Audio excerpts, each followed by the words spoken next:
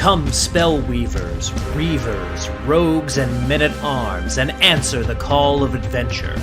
Pick up your sword, your axe, your spellbook, your bow, your rulebook, and your dice, and join the forces of good in their eternal fight against vile monsters, conspiring min-maxers, horny bards, and blood-soaked murder hobos. Discover the treasure trove of role-playing games here on Rollin' Bones. My name is Ryan Howard, and I shall be your guide.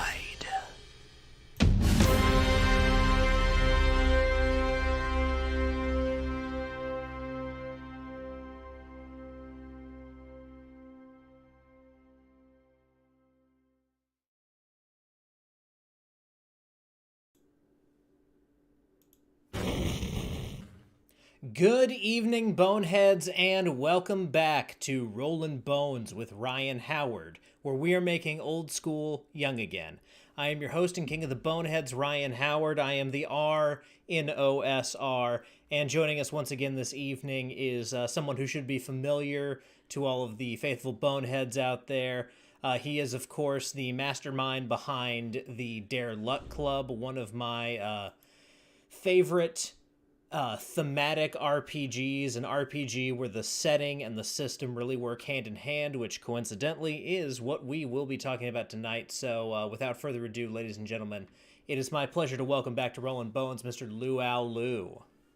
Hey, thanks, Ryan. I don't know where I am on the Levi Combs scale of returning to the show, but man, I'm a fan of the show, and it's always awesome to be on it. Absolutely. And also, in addition to talking about kind of system and setting stuff, you did recently wrap up a Kickstarter for Unnatural Selections, which is, according to the Kickstarter page, an expanded collection of atomic animals, mutant monsters, and alien altercations for Mutant Crawl Classics and other compatible RPGs. So we'll also be talking a little bit about monster design towards the end of the show here. Yeah, man, that project taught me a lot. It's kind of been a cool voyage, so look forward to that. Awesome. So, jumping right into the topic at hand here, right as we were putting things together for this episode, a little video by a little-known YouTuber who some of you may have heard of named Matt Colville dropped, and the video itself is called What Are Dungeons For? I originally thought that this would be a video about essentially explaining why dungeons exist in D&D and like the title says, what dungeons are for. But what it ended up being was an exploration of system and setting and how certain systems don't work well with certain settings. And he couched it, as always, in D&D terms, talking about how 5e no longer really is about dungeon crawling, and the rules for 5e don't really support what dungeon crawling was back when he first started playing. And I felt like it was a good companion to the conversation we were having today. Both Lou and I watched it. And so, Lou, just to start things off, what were your thoughts on that video? Yeah, I told you before the show, I keep my head under a rock. I don't know all these, popular names in role playing nowadays. I just basically just try to design stuff and have fun with my friends. So this was the first time I got to listen to Matt, and blew me away. I mean, he's a real articulate guy, and the points he was making in this video particularly really hit home. That I think the overall question he poses to the listener is, what is your system or game about? And, oftentimes we're playing these games and we never really stop and think about that and think about, well, what themes does that bring to hand, and how does it manage those themes? So I really love the video, and I think it's going to be fun to talk with you tonight about that and about how, it is, he asked this question, is D&D about anything? Has it ever been about anything? Is it currently about anything? And I really think that's a deep and interesting question to ask. He gets to the point, he proposes it used to be about dungeon crawling. I've got some other thoughts on that, slightly other thoughts on that. But but yeah, what a fascinating thing to kind of think about and kick around. Mhm. Yeah, and one of the interesting things, just on that subject of D&D used to be about dungeon crawling. There's a subset of the D&D universe out there who, whenever you mention story or anything like that, they just kind of turn up their nose because they just want to go through a dungeon. And a point that I've always made, kind of directed at that crowd, is if there is a hole in the ground or a series of holes in the ground that are filled with monsters and then valuables, someone put those things there. And Mhm. they put them there for a reason. And the fact that there is now this hole to explore, it didn't just spontaneously appear there. Someone had to put it there. That in and of itself is a story. So, Well, it. and I kind of this is my point of contention.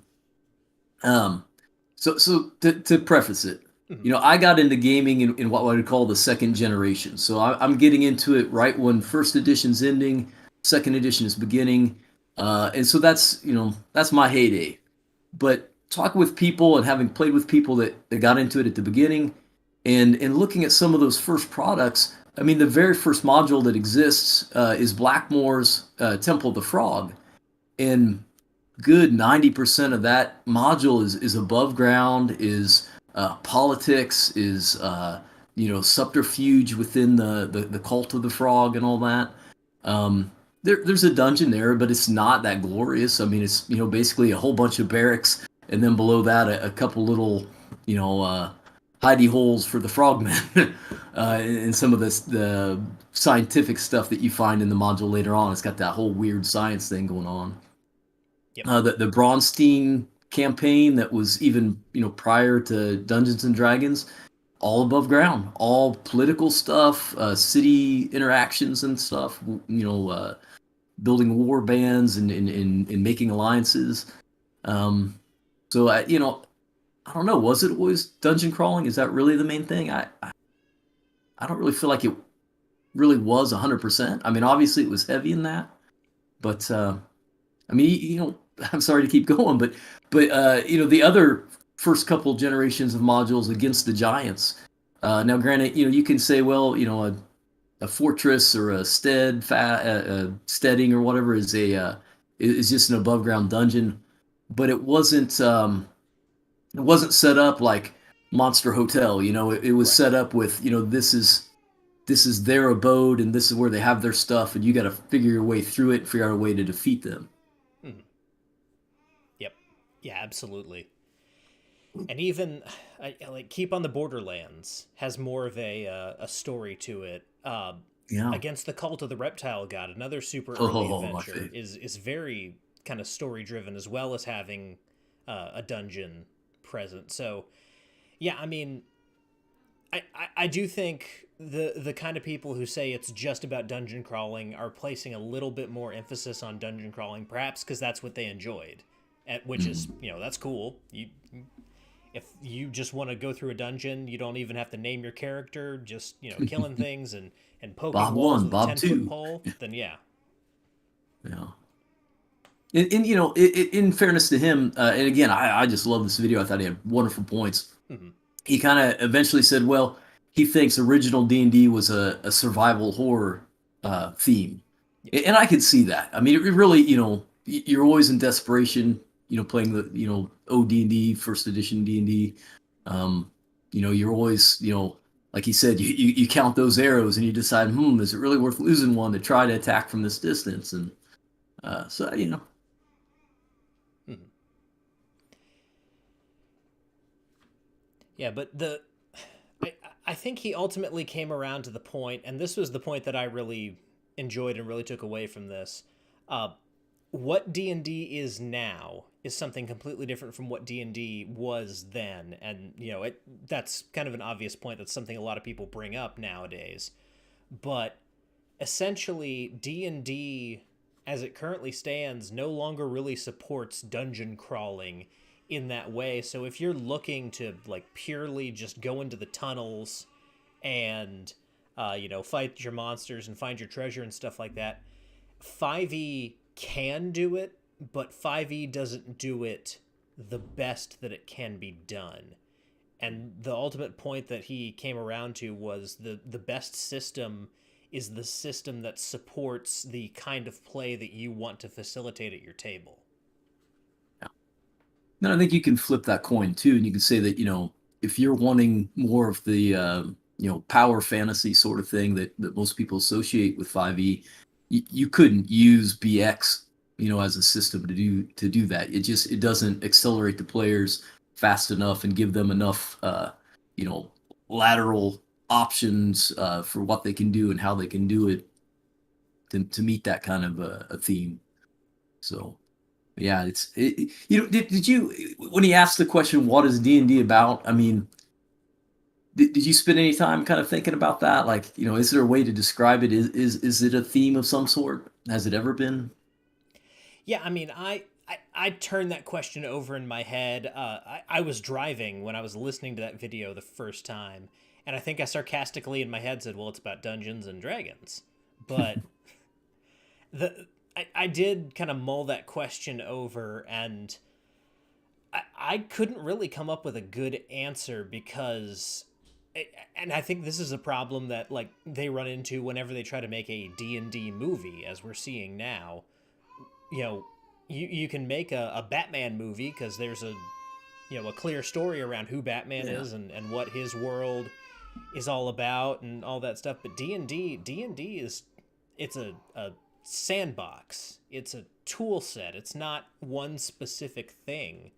And so putting a precise uh, button on this is what D&D is about, that's really hard to do, if not impossible. Yeah. Yeah, I agree 100%. I don't think, I think especially at this point, D&D is about D&D. I mean, it's like its own genre now. And that's okay. I think that's great. Just recently on Vintage RPG podcast, they had re-released their episode on Ravenloft, and I think it was Stu that was saying, "Oh, Ravenloft doesn't do gothic horror well, or it doesn't do horror well." Uh, and I sort of disagree with him. I mean, it doesn't.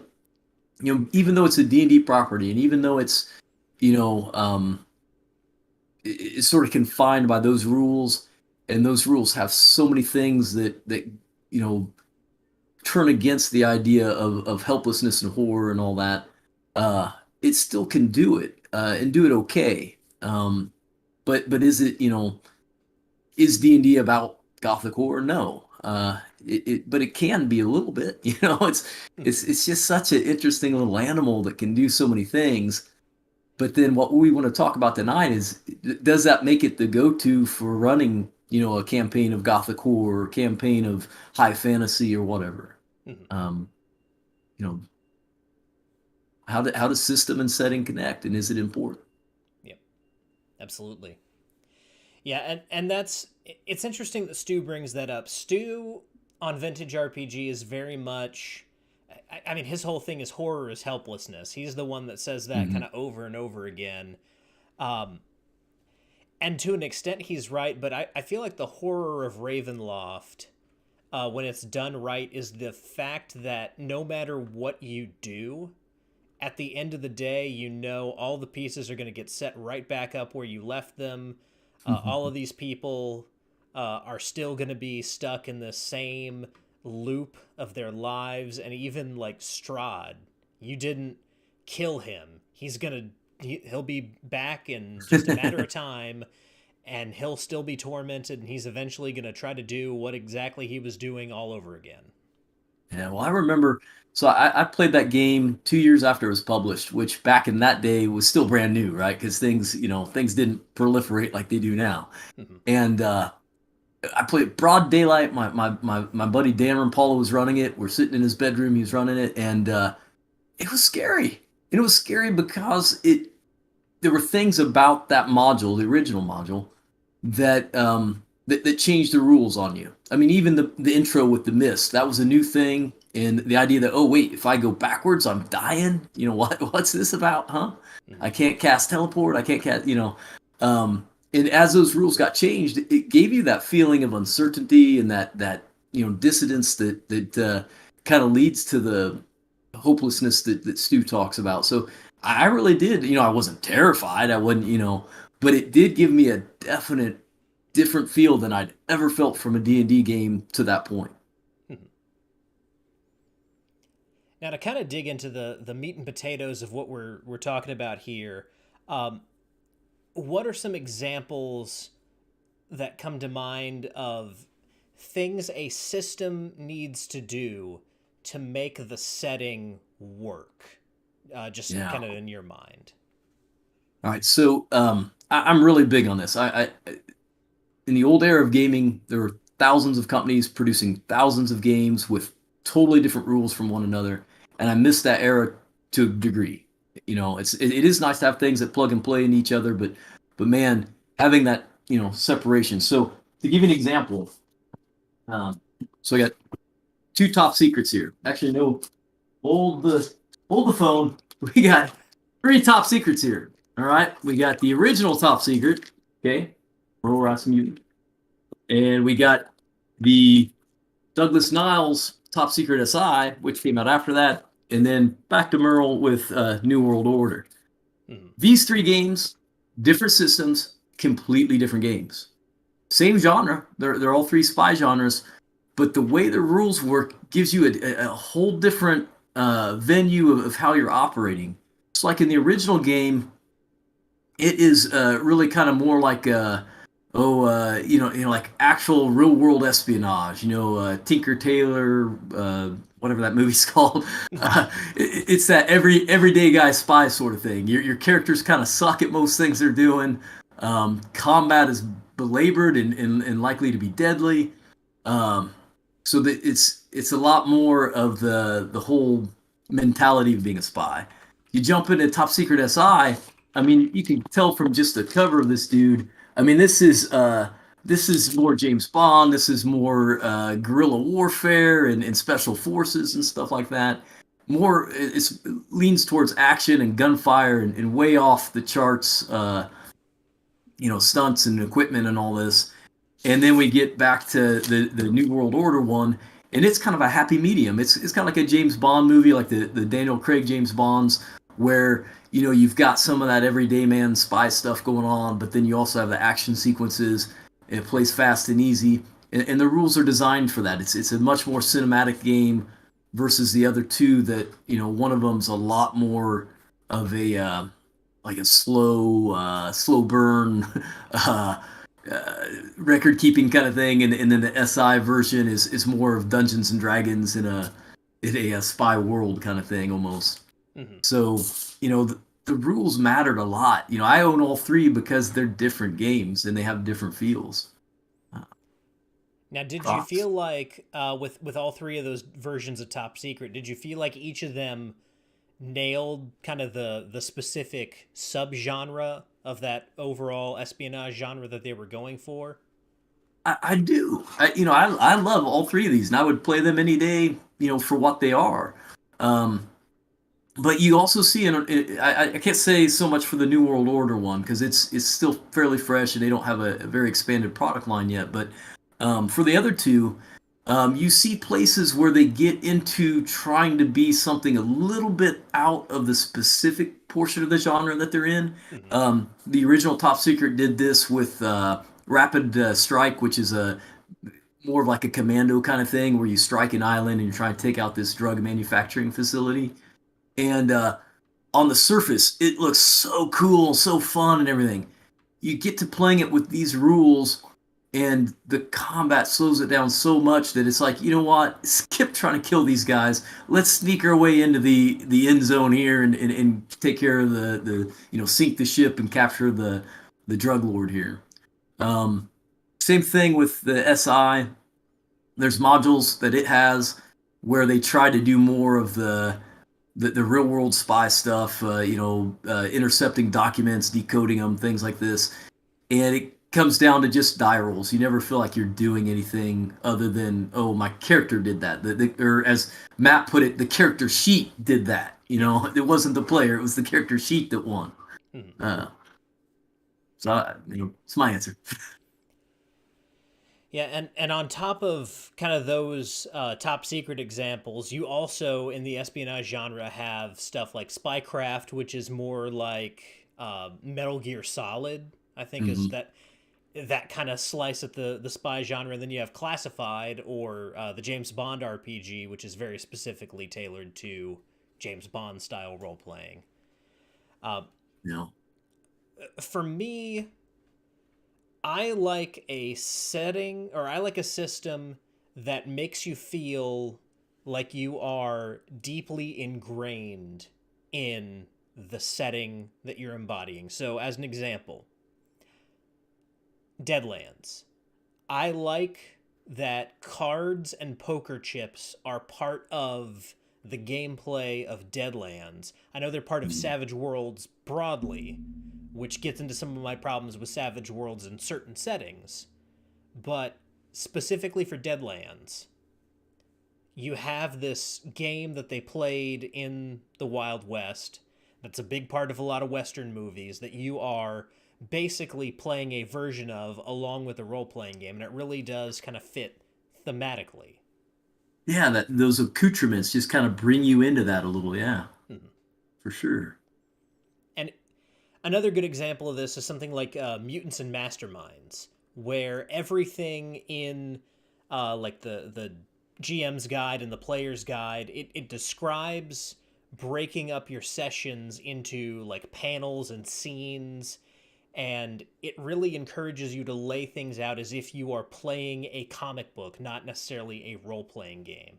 And so having that kind of adherence to the genre tropes, to the story structure of a superhero comic book, things like that really make for a good setting and system pairing in my mind.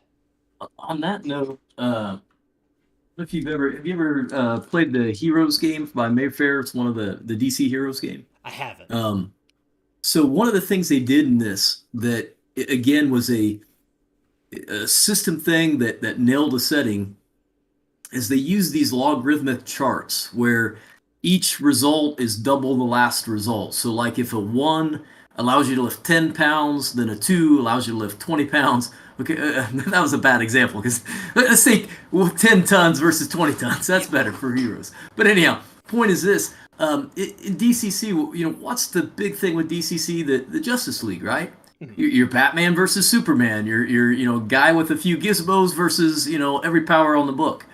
And to be able to fuse that is what you got to do to be able to run DCC. I feel, or not DCC. I'm sorry, Yeah. DC.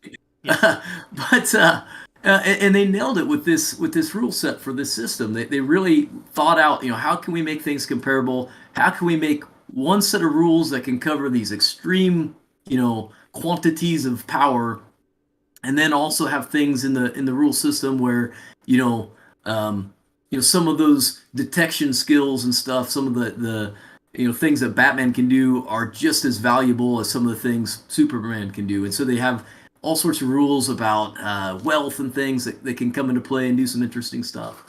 So again, whoever designed the system really knew that it's got to fit these parameters, and they nailed that. Um, there's so many people that want to take pre-existing systems and just transfer them to a new setting, and that can work to an extent, but it loses some of the craft and beauty that used to exist in making a system that was very honestly trying to do the things that setting could do. Mhm. Yeah. Speaking specifically of the charts and kind of the logarithmic charts that show up in that DC Heroes game, there's a modern game called Ascendant that has a very similar setup. So anyone out there who enjoyed DC Heroes or that specific thing sounds like fun to you, you can look up Ascendant on Drive Through and you'll get kind of a similar experience. It sounds like. You know. Now What we've what oh Go ahead. sorry, go ahead. I was just gonna say, what do you feel like are some of the things that systems do or don't do that are important to emulating genre? So, like for example, I think one of the things that everybody's going to think of is how deadly or non-deadly it is. And in certain genres, you want it to be, like the horror genre, you want to be ultra deadly. You got to be scared to lose your life at any moment. But then in a superheroes game, you don't want it to be deadly at all. Yep. What are some other elements that you think are important for system? I think the like the pace of the game is also very important, because there are certain scenarios that you might want to play through where it's okay for the game to be a little bit slower. Like if you're doing anything that's super strategic, any kind of like, I don't know, real world military simulation. I mean, at that point, you're almost getting into like wargaming. But there are some types of role playing games where it's okay for things to take a little bit longer because you really want that feeling of I am, putting everything in place to line up this shot just so that when we say go and pull the trigger, everything goes off and it's kind of a Rube Goldberg effect. But then there are some games where if the combat or the turn taking or performing actions is too slow and there's too many steps to the process, it's not gonna feel right. Like I honestly feel like in a Western game, I know I keep going back to Westerns, but that's a good example of a genre that has very specific trappings that have to be nailed, otherwise, it doesn't feel right. Western combat needs to be lightning fast and also pretty deadly. Mhm. But yet it also has to account for things like tracking ammo, you know, Mm-hmm.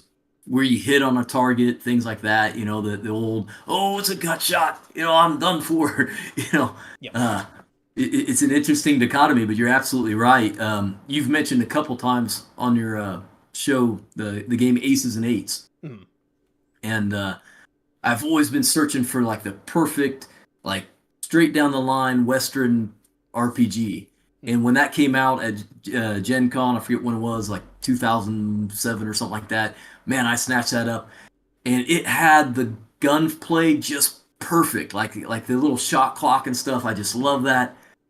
But then everything else in it was just kind of so slow and methodical and not very like hip to how a Western normally moves in the non combat scenes, shootouts or whatever. Uh, Yeah, Vic's the you mentioning. talked to Oh, just Victor Gorchev in chat is mentioning that our friend John Torres, the basic expert, has a game called Cow Punchers, which is a. Oh, you've got it over there. yeah, somewhere on Nice. that shelf back there. I bought it the day he was on. I was like, oh, I'm gonna check that out. And it's I haven't gotten all the way through it yet, but it's looking like it's right what I was wanting. Yeah, so for your like non-fantasy western, like I know I love Deadlands, I love Weird Frontiers, but even I at times want just like a straight ahead. Essentially, we're playing through a Clint Eastwood movie western game, and so I think Cow Punchers kind of fills that void very well. But yeah, it's interesting when a system has like one or two elements that really look cool or really feel cool, but the rest of the system doesn't quite hold up the weight of the setting. Agreed. Yeah. Um, did an experiment once. I can't remember if we talked about this one of the other times I was on or not, but I'm a big fan of D6 Star Wars from West End Games. Oh yeah. And one of the things I was like, well, it'd be kind of cool if the combat rounds were a little bit longer. Because a lot of times in that game, you get somebody gets a real good roll on, or they burn a bunch of force points or character points, and the bad guy's taken out like that. So I was like, what if, and this was before the license went over to WotC. I was like, what if we did D&D rules? What if the bad guys had kind of hit points, you had to wear them down, and it just totally ruined the feel of it. And it was just that sort of thing you're talking about. That even though it made combat last a little longer, it didn't feel like Star Wars at all. It just didn't have that element anymore Mm. of these cinematic, fast, result sort of things. One scene they're shooting at the stormtroopers, and the next scene, something else is going on. It's not like 5 rounds of shooting, almost hit him, shooting, almost hit him, shoot him, got him. It's that's just not part of Star Wars, and it didn't work to try to translate it like that. Right. Another mechanic or series of mechanics that I think work well for putting your players and yourself as the GM in specific genres, or kind of like alternate methods of dealing damage to players. Tim Mathias from Knights and Nerds in chat here mentions stress mechanics Oh for yeah. horror games, but that's something. It, there's a tendency. I call it the tendency to run everything like it's D&D. So there's a tendency amongst a lot of players who specifically play D&D and GMs who specifically run D&D, that everything bad that happens to your character means losing HP. And I like games that are willing to say, not necessarily, or at least not yet. You might not lose HP, but something else is going to go wrong here. Uh, and so games that really pull that off well, I think Free League's Alien game has a mechanic where, Everybody, yeah, everybody raves on that. Yeah. Um, we'll maybe get to this when we go to talk about monster design, but that's a big thing with monsters. I mean, you can't make every monster just, a set of deadly claws and a bag of hit points. It gets pretty old pretty fast. So what else can they take from the character other than their life, And that becomes an interesting question and a very tough design challenge. Um, action economy, that's something that I think changes games. What can a character do and how long does it take him to do it? Does it matter, down to the second, how things come out? Aces and Eight had a kind of an interesting system on that where there wasn't like initiative and you didn't go like in equal rounds, me, you, that kind of thing. mm-hmm. They had like whatever you do takes so many seconds and it'll be completed when those seconds are over. And if somebody does something that's, less seconds than that, then they're going to go before you. Yeah. It was a heck of a lot to try to remember, but it was an interesting system. Mm-hmm. Yeah, and it's the James Bond RPG, or classified, the modern retro clone of it, where the initiative, you roll initiative and then whoever wins initiative gets to say what they do last, and whoever loses says what they do first, because that gives the person who wins initiative the chance to essentially see what everyone else is going to do and then react to it, rather than just doing the first thing that comes to mind. Because the person who loses initiative, they don't get the chance to take in kind of the full scope of everything Big going picture, on and yeah. around. So they just have to do like what their gut tells them to do, whereas the person going or the person declaring last and going first gets the benefit of knowing what everyone's going to do, and then setting their action accordingly. Yeah, that's a nice kind of change up on that kind of thing. Almost reminds you of a lot of times there's war games that are like that where if you win initiative, you declare your actions last, like you're saying, but then you get to take them first. So like, you tell me what your troops are doing, I tell you what my troops are doing, but then I get first shot on you, kind of thing. Yep. So it's a nice mechanic. I like that. Um, we talked about stress. I think yeah, for some games, Call of Cthulhu type things, losing your sanity, very important. How games handle intellectual pursuits is interesting to me. I mean, that's one of these white whales that designers chase is how do you have a character that's smart in a game and how is that portrayed and how do they solve puzzles other than just simply I rolled my dice, I solved it. Um, Yeah, that you know, that ends up being just kind of a big point of contention for a lot of people in RPGs, because there are people who maybe they aren't great at solving puzzles, but they have a character like a wizard who has high intelligence, and they get a little bit frustrated that their genius character can't figure out the puzzle because it's not directed at the character; it's directed at them. yeah. But on the other hand, just being able to roll, and if you get like a 10 or better, you just automatically pass the puzzle. That seems unsatisfying as well. So yeah, finding that middle ground is definitely something that a lot of games struggle for. I know that there are some investigation games, and to be honest, I don't own any of them, but I want to say it's Gumshoe, or it might not be, but there's some investigation games where your intelligence determines what level of information you get from an encounter. So like if you're investigating a scene and you have a higher intelligence, you get three clues out of the scene, whereas a lower intelligence only gets one. But then it's still up to the player to manipulate those clues to figure out, well, what does this mean in the broader sense. Mhm. But yeah, that is just a really tough thing. We don't bat an eye at the idea of, rolling a combat roll for a strong character and getting a +5 or whatever. But it just seems disingenuous.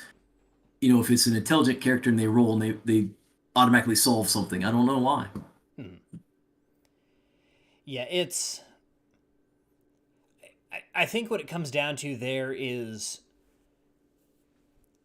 you're having the most fun when you yourself, the player, is feeling challenged, at least in my opinion. And Mm-hmm. I think, honestly, I think that's even like less of an opinion and more kind of just an objective reality, that games are more fun when you feel challenged and feel like there's something to overcome or something to solve.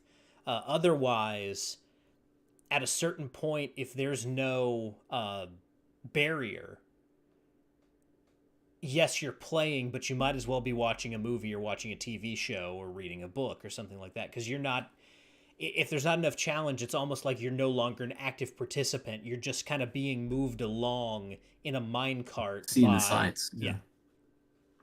Yeah, my son and I sometimes, he's 10, and we'll play an emulator on the computer from like an arcade game, and because you have infinite quarters, he still enjoys it, because it's fun for him. But for me, it's like we're just gonna win. We just got to keep hitting, more quarters. We'll win eventually. But it is neat. Oh, that's what that boss looks like if you can make it to the 20th level. Okay, you know, yeah. Absolutely. Yeah, that's an interesting point as well, just the difficulty of those arcade games and how when you play them now and in different formats, a lot of the challenge does feel kind of artificial at that point. But Yeah. yeah, I do feel like that's another element that makes or breaks an immersion, for me in specific settings, is how much of a challenge do I feel like there is, and do I feel like that's a fair challenge that I can overcome with the tools given to me. Because you can make a game super super hard and super esoteric, but that's also not going to be fun, because then it's just like, well, you kind of get to that like point and click adventure game moon logic type place where, oh, the answer was a banana. How was I supposed to figure that out? Yeah, yeah, you're right. It does kind of it's one of those continuums. You got to be somewhere kind of in the middle on it, or at least not to one far side or the other. Yeah. Mm-hmm. Absolutely. Now we've talked a lot about stuff that makes for like a positive experience in, system and setting kind of having synergy together. What are some of the examples or systems that really kind of break the immersion between system and setting, or really create kind of a bad mixture of system and setting that you've run across in your experience? Yeah, one of the ones that comes to my mind that people always talk about is actually two. They're the same system, but the original Star Trek role playing game and the original Doctor Who role playing game by FOSSA. Both those games run kind of off a very very similar system, and in the rule books, there's a great amount of detail given to combat and to tactics in combat, and a decent amount of space for weaponry, and that is just so off point for both those properties. Mm-hmm. And that was one of the things people a lot of times complained about, is that you get into combat and it stops feeling like Star Trek, or it just takes you right out of Doctor Who. Um, I think some of the newer versions of those are much better adapted, rule wise for those games. One of the things at this last Gen Con, I played the new Transformers role playing game, and I'm a huge '80s Generation One Transformers fan. Um, Big part of my childhood, comic books, all that. And the new game didn't have really anything anchored in Transformers. Mm-hmm. like, yeah, you could play these big metal robots and they could transform, but it didn't get into anything that was part of that lore. Like, in the cartoons, there was always, oh, they needed energon to stay alive and keep functioning, and oh, they would transform because when they transformed, they could do something else that they couldn't do as a robot, and just all that stuff's lost in the new version. It doesn't use like the tech specs that were part of that property on the back of the toys. It doesn't take advantage of any of that. It has a system that's mechanically sound. It works. It plays, but it has no relation. It doesn't echo any of the lore, any of the things that come from that genre, or well, that property, I should say. Hmm. Um, and I think that's just a big miss. I mean, kind of like what we talked about. If you're going to do something, if you're going to go for a particular theme or particular property, you've got to first nail down what are the conventions of this, and then how do you emulate that? And that game did none of it. Um, Yeah. I say that because long ago, back when WotC first uh, got bought out by Hasbro, I tried to write an RPG for Transformers and sell it to them. It was one of my first ones. It's terrible. It's out there on the internet somewhere. So I think it's just called like the fan made Transformer game by Louis Hofer, which is my name. But it's much better than what they got now because it does so lovingly try to hit all the kinds of things that there's options to make gestalt characters like the Constructicons and stuff like that. And again, that's the thing. You got to look at what's fun about this, what's cool about this, and how do you emulate that. Hmm. Yeah.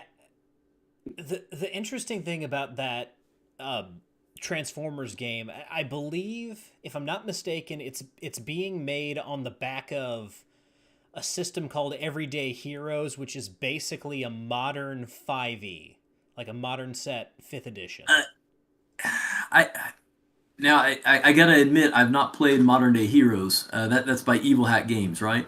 I I think think. so. Um, but it did not feel very 5e to me at all. The basic system was you rolled a d20 and you rolled a bonus die depending on whether you were like highly skilled at something, moderately skilled, or not skilled. In fact, it reminded me a lot of the new Top Secret game. It has a bit of a feel like that where you can get also bonus die for equipment and things like that. Gotcha. I Um, might be mistaken. Um, yeah, I'm not real sure. Like I said, I haven't played Modern Day Heroes. Maybe they've evolved it to that kind of thing. I do know that it's the same system for the GI Joe game that came out and the My Little Ponies game. mm. And Um, Power Rangers as well. and Power Rangers, yes, yes. Which So, yeah, and part of the issue there, um, GI Joe and Power Rangers and Transformers have kind of like a core thing in common that there's kind of two different modes of play that you have to deal with. One of them is obviously the vehicles, hmm because as Transformers you are the vehicles. GI Joe and Power Rangers are very dependent on their vehicles and their Zords, so that has to be present. But also, just like regular combat, either robot on robot or uh, you know GI Joe versus Cobra or Power Rangers versus their villains. Um, so to do any of those properties justice, you have to have two very kind of robust systems that work in tandem with each other. But yeah, aside from that one thing, Transformers is so very different from those other properties. Uh, Really, in that everything is at like a larger scale because I mean, like Transformers are large, they're bigger, hmm so everything that they do, I feel like needs to. If it doesn't have the right impact or the right kind of weight or oomph behind it, it's not gonna really feel like Transformers. And I don't know what that experience was like for you, but yeah, I agree 100%. I mean, there's that whole property. One of the difficult things about designing something for it is scale. I mean, because not only are these robots larger scale than humans, and you have humans that are, very crucial to the storyline usually. But then amongst them, there's huge gaps in scale. You know, you've got your difference between like a bumblebee and a unicron. You know, I Yeah. mean, huge gaps in scale. So, you know, how do you do that? How do you make that entertaining and interesting? And again, going back to, you know, some things we've already talked about, how do you make it so it's just not, oh, this guy's got a ton more hit points and it does a ton more damage? Right. Because that's, you know, that's not the feel of the movies and the property. You don't just have, you know, oh, we're gonna have to really really beat him up over and over again and then he'll be defeated. No, you know, you got to figure your way around it, kind of thing. So yeah. And then I feel like cooperation and team-based tactics are also a big thing in Transformers. Like, at some points, certain Transformers turn into things that like I'm thinking of Megatron turning into the pistol, and um, like Soundwave and his and Laserbeak. That kind of how you would like translate that into role playing games. Uh, Yeah, layering the powers on each other yeah, or whatever. Yeah. And that's true. I think of all three of those properties that, you know, the Power Rangers and GI Joe also, you know, a lot of teamwork and uh, the unity of it all is what makes it, you know, successful or not. And like you said, I mean, the idea of, you know, any one of the three being that individual to being the vehicle or being the robot to being the vehicle, that has to be there has to be a major change for the player. You got to feel like you're playing a different character or having different options that are interesting, but can still somehow, you know, cross over to, you know, oh, I'm in a tank now, but I'm shooting at these soldiers, and that still has to work out somehow. And for my little test drive of it at Gen Con, it just didn't do that. You know, just it felt like, oh, I'm now a truck, but I've got the same things I had as a robot, and the only difference is now I can go a few more feet per round than what I could before, and so what? uh, so yeah, and there are a lot more examples out there of games that just don't, you know, systematically feel like they should setting wise. I think right now we're headed into maybe a dangerous territory where it's very popular to slap BX style rules or OSE style rules into any genre, and you know those systems are very flexible, but does that make the best game you can make as a designer? And I would say no. yeah. It definitely BX rules definitely don't fit with certain genres. Um, a good example of that, like if someone tried to make a BX superhero game, I feel like that would be a very misguided endeavor. Yeah, yeah, I've played a few like that, and I don't want to trash anybody's game because you know it's every game has its flaws, but you know I really feel like you know the DC Heroes game we were talking about, or even Marvel superheroes, they stepped out of that and they had a lot of latitude to cover that theme because they stepped away from those kind of rules. Mm-hmm. And you know, that's you know, it's so freeing to just start fresh and say, okay, what am I trying to do here, and how can we do it, and what's the best way to do it? Mm-hmm. Yeah, and I would. And this feels weird to say as someone who has not been in the OSR very long, but I would put out a word of caution to my OSR brethren. These rules that we love, they're great. But if we start trying to force everything into this mold of can it be run in BX, can it be run in old school essentials, at a certain point you're going to go full circle back into the D20 days that Yeah. birthed your movement. So be mindful that yes, these rules work great for medieval fantasy or like classic sci-fi or whatever it is that you guys have really made these things work for. But for other genres, not so much.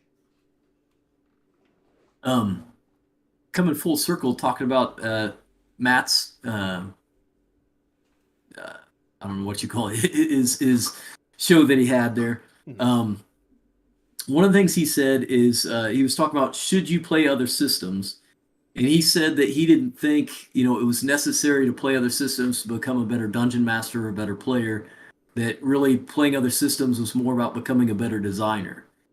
And I'm not sure I agree with him on that. I think that a lot of my development as a dungeon master and as a player came from playing other systems that put me into other places and allowed me to see other ways of doing things and other ways of solving problems that you have at a RPG table. What are Mhm. your thoughts? Yeah, I would agree with you more so than Matt Colville. If only that playing other games gives you more stuff to steal.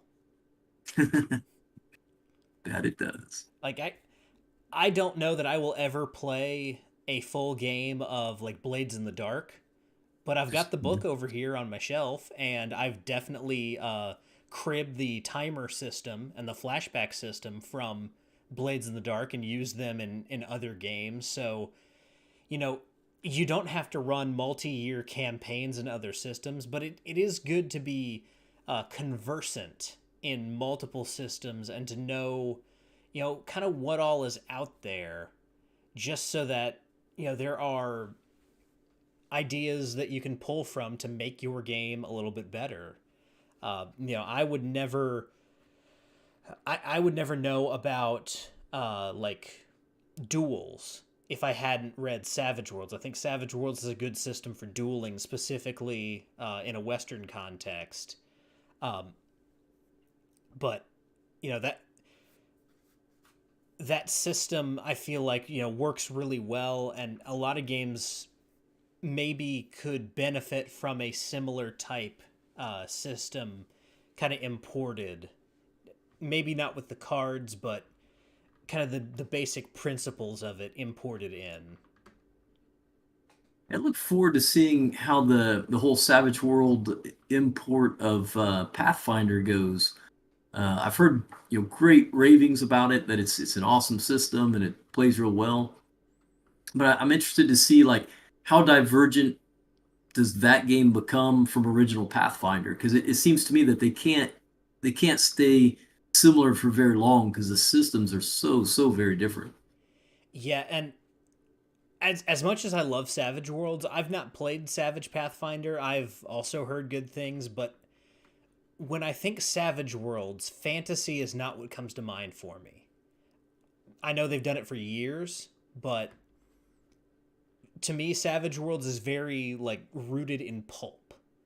Uh, So whether it's like an Indiana Jones type adventure or a western or a superhero game, stuff like that, I feel like works really well in Savage Worlds. But fantasy, even the pulpier side of fantasy, I feel like doesn't really work as well in Savage Worlds. But you know, a lot of people seem to have a good time with it. So mhm. Yeah, I can kind of see it hitting like the Conan vibe, the Solomon Kane, somewhere in between those two. mhm. Um, but you're right. It's it definitely is a system that's just perfect for the whole pulp action packed two fisted tail kind of thing. It's interesting to see what does that do once you get monsters that have all these powers and stuff and spells and all that into it in such a heavy dose. Mhm. Now, to make a little bit of a hard pivot here, because I do actually want to talk about this with you. You have recently concluded a Kickstarter campaign, Unnatural Selections, which is a kind of an expanded monster compendium for Mutant Crawl Classics and Dungeon Crawl Classics. So, to start kind of talking a little bit about monster design here, what were some of the main things you learned in kind of doing this project? Yeah, so what we already hit on is super important. It's like you get into it and you think, oh, and probably everybody's probably got 20 monsters in them. No problem. Come up with 20 monsters, all different, all cool, great. Okay, now how about 40? Now Mhm. how about 60, 80, 100? Can you do 100 monsters? And you think, I'm sure every gamer is like me. They think, no problem, man. I got all these ideas about monsters. But once you start to detail them into the system and put rules behind them, you start to understand that, oh, erase the name, take off the picture, and this guy's the same as that guy. Mhm. It's just another way to die, and and that's no fun. That doesn't give the reader any value. So you start playing around with the system, and luckily especially for MCC. It is such an interesting system. It's got such a diversity of things going on in it. A lot of little quirkiness that you can play around with. It's got both some fantasy elements to it and some scientific science fiction type elements. So at least I had that big palette of paint to work with. Mhm. So that's you've got monsters that are environmental hazards, to speak a language everybody speaks. You get things like piercers and gelatinous cubes and stuff like that. Mhm.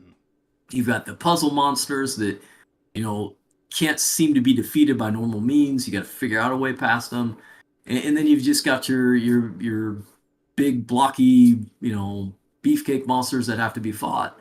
And getting those and getting them in different sorts and getting them at different levels of intensity so that you have your Teresk that can be fought when the characters are at the extreme of their level versus the goblin that you fought your first day out.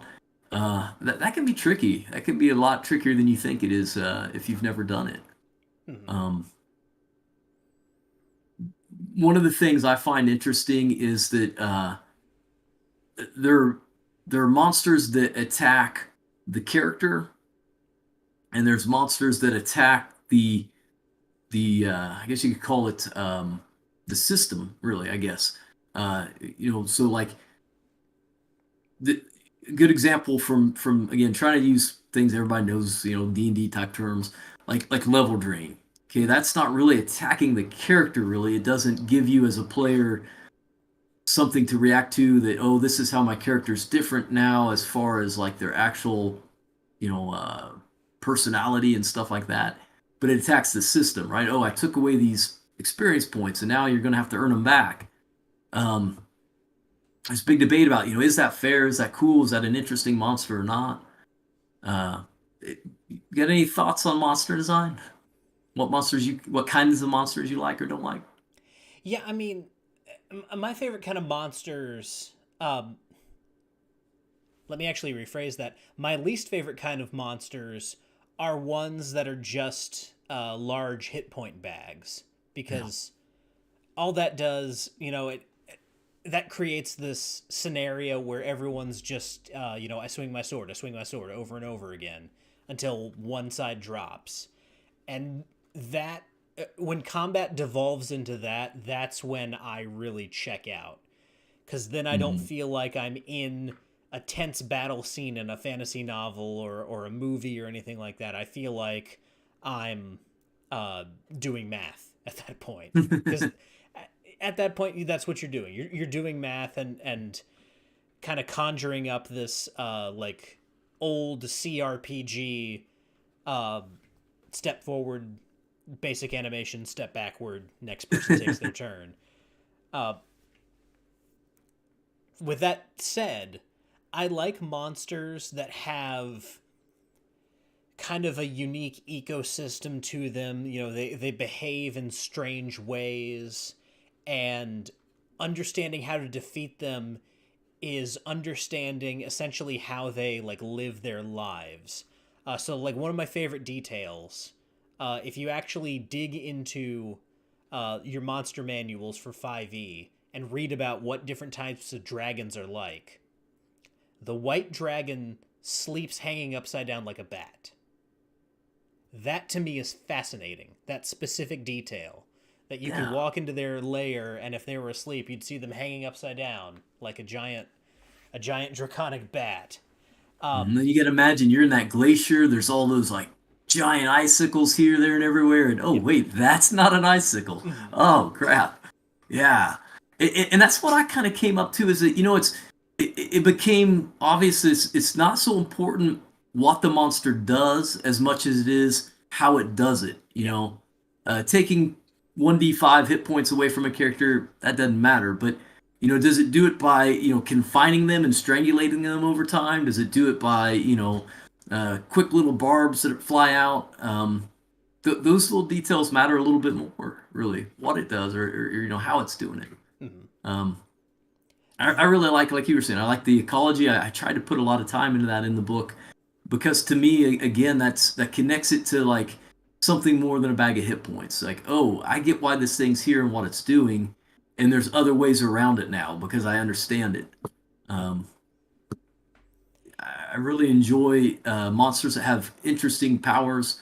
Um, there's a creature in the book that its only way of communicating is with memories, and it's able to like take memories and give memories. Mhm. And so I find that fascinating. Like, what would it be like to suddenly remember something that you know never happened to you? And how do you communicate with that? How do how do you say hello in memories? How do you say, get lost in memories? Uh, you know, weird things like that, are interesting to me. But you got to keep a diversity of monsters there, and so I tried to do everything. A little bit of this, a little bit of that, because there's a game master can't just have one type of monster in the game, or it gets boring. You got to have that, ever rotating. Well, this time we're kind of actually in a real fight, and this time we're more trying to puzzle things out. Mhm. But Vic in chat here makes a good point. There's a lot of focus on monsters as, you know, enemies, but one thing that I think kind of gets glossed over, and I think Vic would feel the same way since he's bringing it up, non-monstrous enemies. So, like, how do you make interesting bandits or interesting mhm. town guard or interesting like evil mages, creatures that aren't are not creatures even people that aren't friendly that your party is going to have encounters with, but they aren't just reduced to I cast a magic missile or I swing my sword. Yeah, and I actually that was something that I tried to address in it. There's actually is a whole page on bandits and a page on different, like mutant casts and stuff. And the approach I took was just trying to give the game master a litany of interesting things they could be trying to do or reasons they could be trying to do it.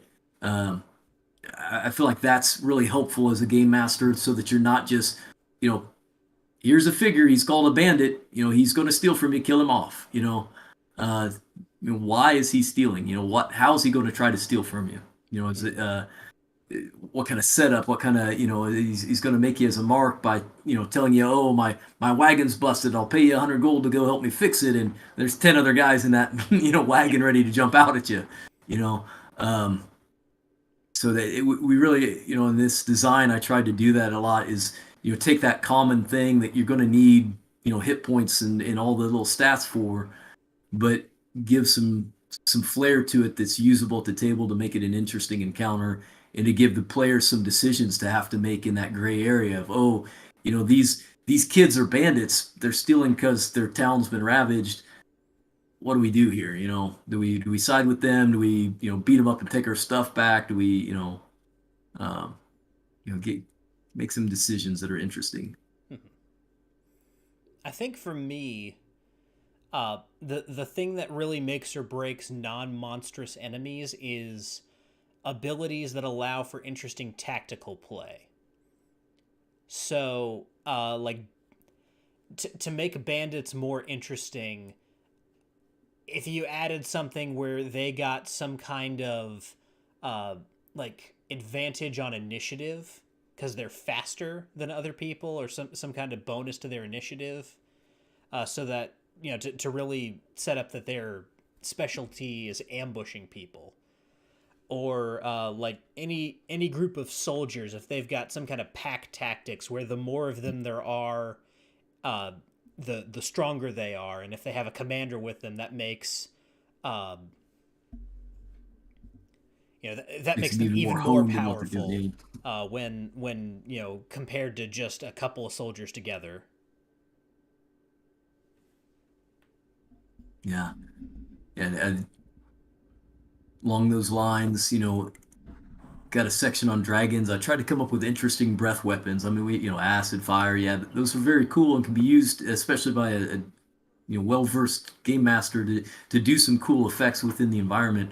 But I tried to come up with some goofy things, some interesting things. Get a dragon that can blow bubbles that like encase people and then float them up. you know, uh, just off the wall stuff that just gives you something new, something that the players can walk away from the table going, man, you'll never believe what happened tonight. We had this creature that did this thing, and But it's interesting. If you have, if you're listening to this or watching this, and you think you're good at making monsters, I'm sure you are.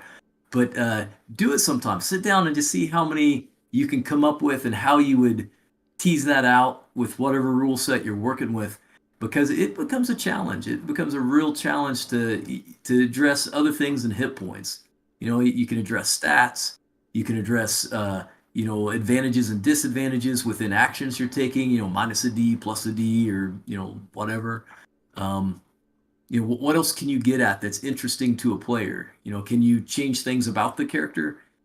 Sometimes that's a big trigger, right? There's like uh what's the Tomb of Horrors? There's the door that you go through that changes your gender, and a lot of people are like, oh, that's such a rotten da da da da da. It's a big trigger point. But I don't know. It's kind of interesting. It's kind of like, oh wow, what? That's fundamentally making me different than what I was. You know, Now I got this whole issue of who am I? Did the gender of my character matter or not? And to me, that's an interesting thing. But it is, it's not for everybody. And so as a designer of creatures, you got to kind of think about like what can you do and what's off the table to mess with as far as the player is concerned. Yeah, it's that same dichotomy that we talked about with kind of setting and system.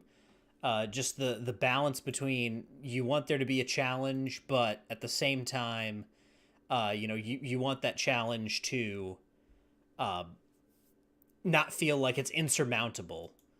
Uh, so creating something that really does something weird to player characters, but not something so weird that they just don't even know how to deal with it, or almost can't deal with it in a way. That's kind of the sweet spot that you're aiming for, is something that's gonna make them have to think, but still be solvable for them in the moment. For sure, yeah. And then there's the things like instant death. That was something I really tried to puzzle around as far as like if you have a save versus poison or die, how much more interesting is that versus save versus poison or die in 24 hours? You know, Giving them that chance that, oh my goodness, now we've got this side quest to try to find some way to deal with this, venom and extricate it or whatever. Um, other things that I found interesting was the power spiral phenomenon.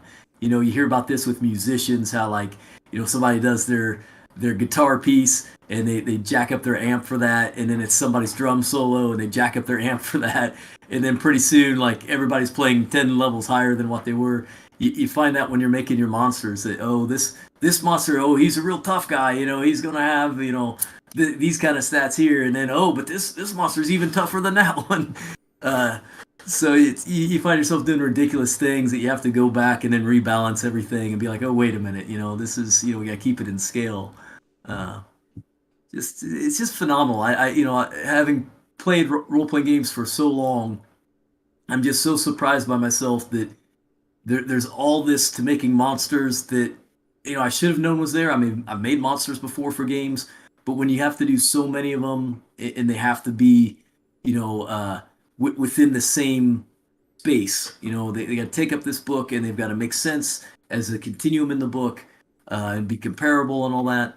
It is so much. There's so much more to it than you ever thought was there. Is what I've come to learn. Yep, absolutely. It's yeah,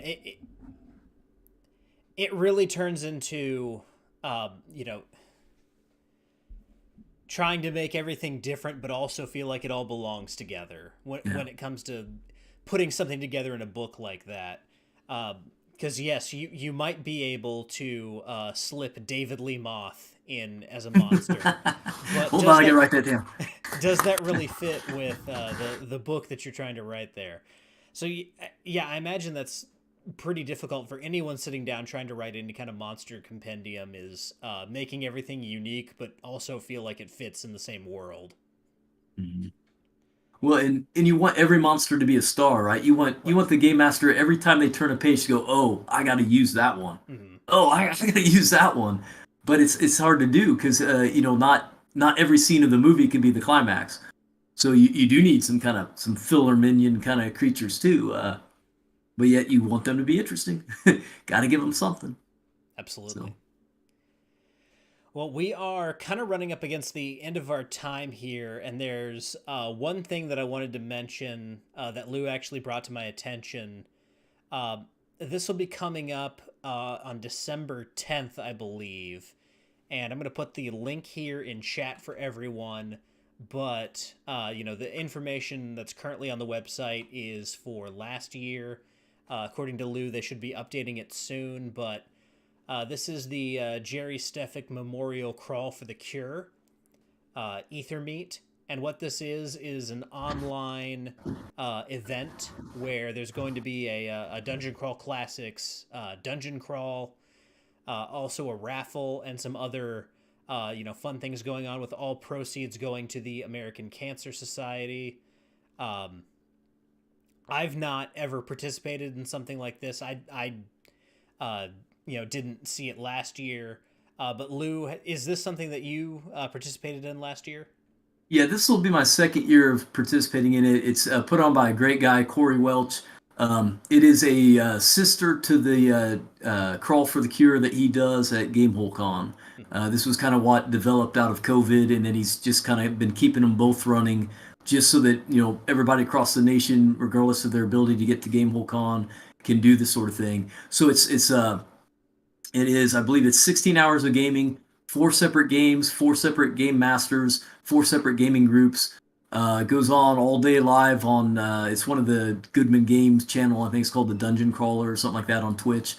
And you can watch, obviously, but you can actually get on there and you can pledge to make things happen. And then everybody that's a donor gets put in a raffle every hour, and a lot of publishers, both big and small, have donated lots of nice little goods to get in those raffles. It's just a great way. I mean, if you're like me, and I had a lot of family affected by cancer, so I'm all about getting the cancer research funded. This is a great way to do it. It's entertaining and fun.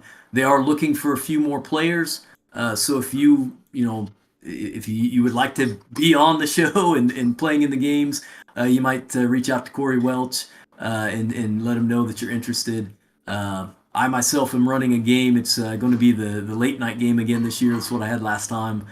So it's the 9 to 1 o'clock slot. You can watch me running, what is it, Home for the Holodeath, which is a Julian Brennick MCC adventure. I'm going to highly adapt it, though. It's going to be a lot different than it reads. So should be a fun time. Absolutely. And the last thing I want to mention, because it's got 15 days left, everyone, and it's not just because he's here, but once again, I need to shout out Viktor Gorchev with his campaign that he's got going here. The Modern Adventurer's Guide to to Guns and Gear, a 5e add-on. We are right around 75% funded on this. Just, a couple grand to go for this project to be fully funded and delivered to all of you out there who have backed it. So, if you have friends who are curious about, running 5e in a modern setting, or, if you've heard me talk about it or Vic talk about it on another stream and you're really curious about it, you guys have 15 days left as of right now to back this campaign. So let's get Vic over the threshold here.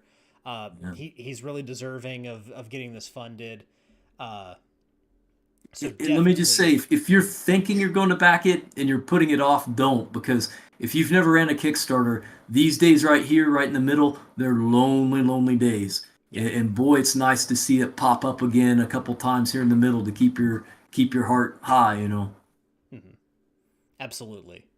Yeah, don't be the cause of Vic's coronary. Just go ahead and back it right now. There's no points for backing it with like 59 seconds to go. Just do it now if you're gonna do it. Come on. You don't want to be a Me Too person at the last second. Yeah, absolutely. Cool. Well, with that, unfortunately, I'm sorry, but there's a baby in this house that I need to take my turn with. So we have to end things here tonight. Lou, thank you so much for coming on. This Thanks for conversation having me. felt like it flew by. We need to do this again sometime. Anytime. Absolutely. Well, guys, that's going to do it for tonight's episode of Rollin' Bones. Next week is the week of Thanksgiving. There will not be Rollin' Bones next week because I've got family coming in. I need to do prep work, but I will be on the natural ones with the basic expert and Victor Gorchev that Monday. Not sure what we'll be talking about, but you guys will be able to see me on that stream. And then the week after next week, so this will be November 29th, I will be joined by Servant of Shiloh, aka RPG Elite. I'm looking forward to talking to him. We're going to talk, you know, obviously RPG Elite philosophy. We're going to talk about faith and role playing. There's going to be lots of cool and interesting topics because Servant is a very, cool and interesting person. So he and I are going to have a great conversation, and I'm definitely going to have a great conversation with Vic and with John over on the Natural Ones next week. So until next time, whether you rolled a 1 or a 20, I'm so glad that you rolled your bones with me, Ryan Howard, and I will see you guys next time.